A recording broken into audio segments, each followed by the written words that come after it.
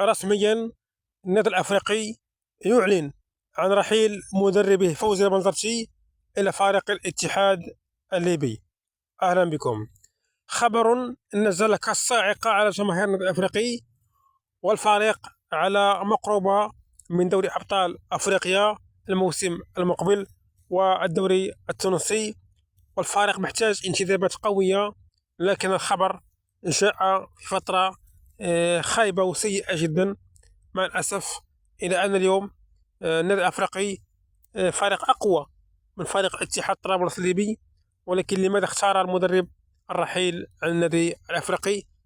السبب الحقيقي هو العرض المالي الضخم اللي قدمه فريق نادي اتحاد طرابلس الليبي، إضافة إلى الضغط الجماهيري على المدرب.